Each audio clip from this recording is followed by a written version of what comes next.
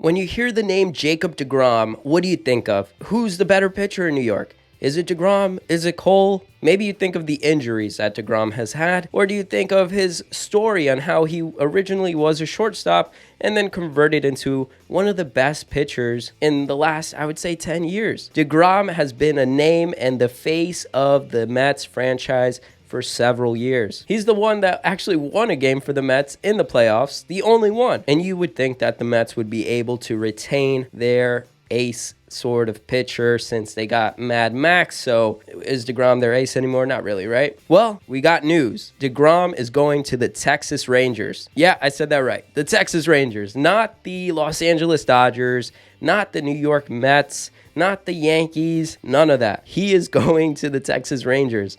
Well, the state tax is none. So that actually helps out a lot. And he's getting $37 million a year for 5 years with an option for a second year to make the contract total amount at $222 million.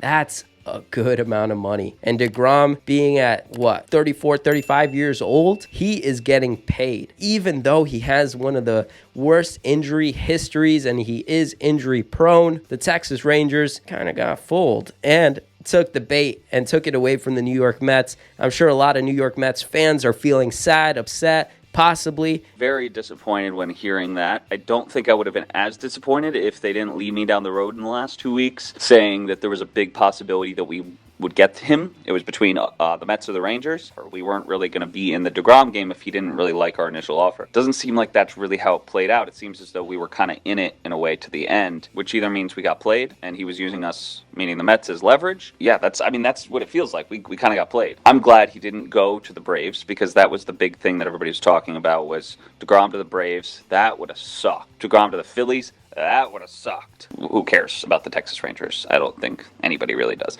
So that's the positive takeaway. The negative takeaway is the fact that you kind of led me to believe over the last week or two that we had a chance. And that's disappointing because that leads me to believe that the Mets got played. If I were a Mets fan, I wouldn't feel that bad.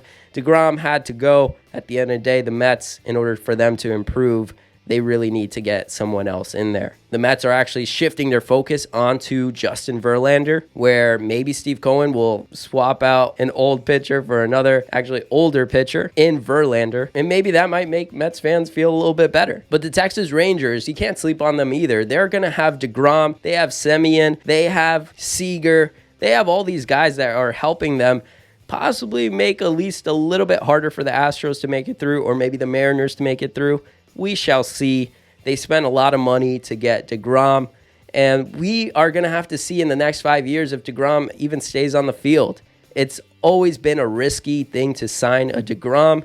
The Yankees were obviously checking his medical records, and obviously nothing went through because it would be kind of dumb for the Yankees to go out there and spend $200 million on a guy like DeGrom when he could possibly get injured. And most likely he will. Hopefully he doesn't, but most likely he will. Overall, he got a 5-year, $185 million contract, full no-trade clause, with that 6-year option, as I mentioned. Now, as a Yankees fan, how does this benefit us? Well, it could cause Steve Cohen to start looking at Verlander a lot more and put all of his attention into getting that Verlander guy. Since they lost DeGrom, they're going to have to bring someone in that starting rotation. Now, as a Yankees fan, that's possibly taking away Justin Verlander from the Houston Astros. Now, I know I've seen a lot of comments from Houston Astros fans saying that they got this guy named Brown coming on up and possibly helping them out, and he's just like Justin Verlander, and so it wouldn't hurt them.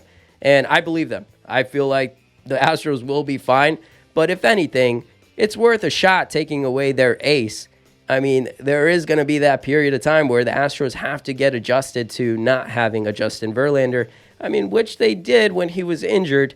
So, I mean, you got to give them credit that they can do good even if they don't have some of these star players. So you got to give them credit when it comes to that. But hey, take away their ace if you can. Why not? And maybe the Mets might do that. Maybe the Mets might actually end up doing it, or the Dodgers. So let's see if Steve Cohen's money can actually pass the Dodgers, or if the fan backlash, if there is from the Mets fan base, go after Steve Cohen and be like, hey man, I thought you were a Steinbrenner basically. Well, at least the old one. I guess not. He isn't going to spend dumb money to get players that have shown injury history. And can you blame the guy? No, you can't. And the Yankees obviously didn't go after him, so that's totally fine. But congrats on DeGrom. He got paid. He's going to the Texas Rangers. It's going to give some competition to the Astros. Hopefully DeGrom sticks it to the Astros every time he plays them and gives them maybe less wins in the overall season. And we, as Yankee fans, got to be appreciating the fact that the Texas Rangers are getting better and the Seattle Mariners are getting better, at least making it a little bit harder for the Houston Astros to just blaze on through into the playoffs. And hopefully the Yankees are starting to wait for Judge's offer, because that's what it seems like they're doing, so that they can actually start making some moves of their own. The Seattle Mariners got better. They just got Colton Wong, the second baseman, meaning that the Yankees aren't going to be trading Gleyber Torres, at least to the Seattle Mariners. So that's news right there too. Every team has been getting better, and the Yankees, as I've been saying,